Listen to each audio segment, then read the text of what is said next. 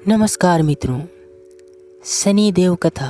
आइए आज हम आपको शनि देव के बारे में बताते हैं। एक समय ब्रह्मांड के 9 ग्रहों में आपस में विवाद हो गया।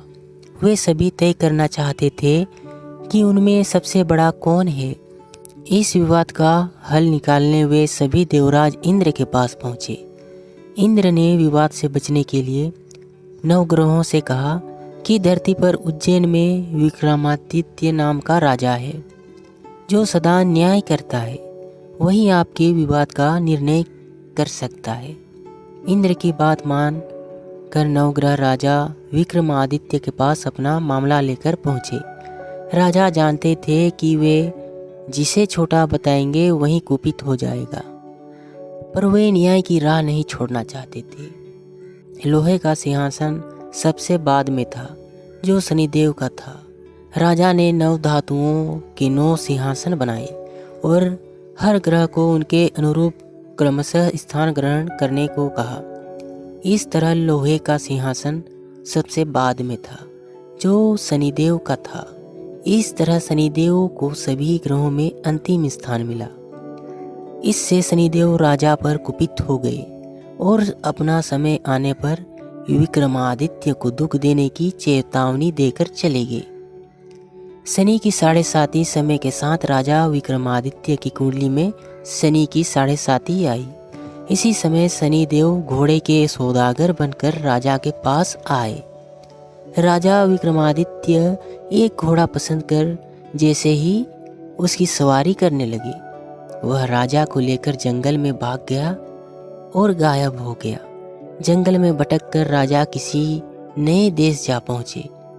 वहाँ एक शहर में एक सेठ से बात करने लगी। सेठ के यहाँ उनके पहुँचते ही खूब सामान बिका तो वह प्रसन्न होकर राजा को भोजन कराने घर ले गया।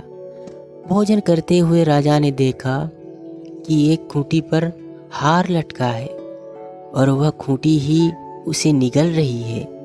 राजा के भोजन करने पर सेठ ने खूंटी पर हार ना पाया तो उसे अपने राजा के यहाँ कैद करवा दिया।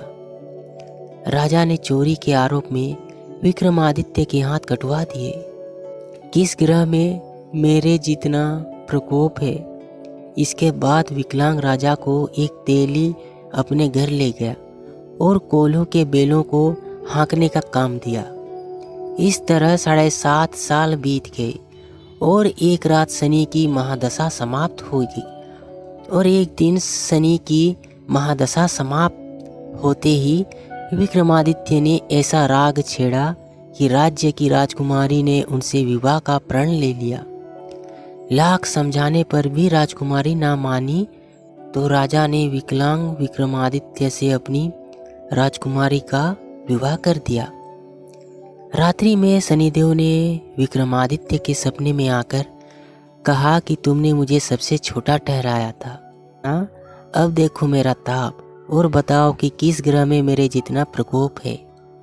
राजा ने शनिदेव से माफ़ी मांगी। शनिदेव ने उन्हें माफ कर हाथ लौटा दिए। सुबह सब तरफ राजा विक्रमादित्य और शनिदेव की कथा की चर्चा होने लगी।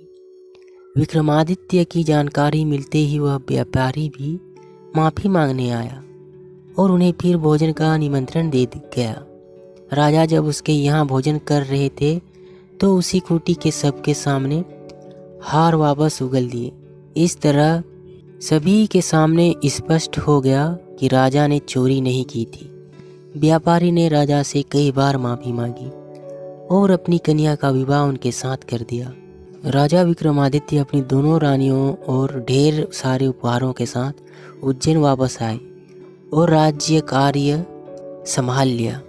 इसके साथ ही उन्होंने घोषणा की कि सभी ग्रहों के राजा सूर्यदेव अवश्य हैं, लेकिन कर्मफलदाता शनिदेव हैं।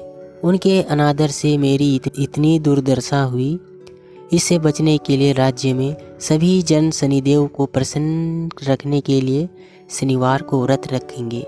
शनिदेव की कृपा से राजा ने पूरे राज्य समेत सुखपूर्वक जीवन व्यतीत किया। अगर आपको अच्छी लगी हो तो लाइक सब्सक्राइब करें और कमेंट में जय शनिदेव जरूर लिखें। धन्यवाद।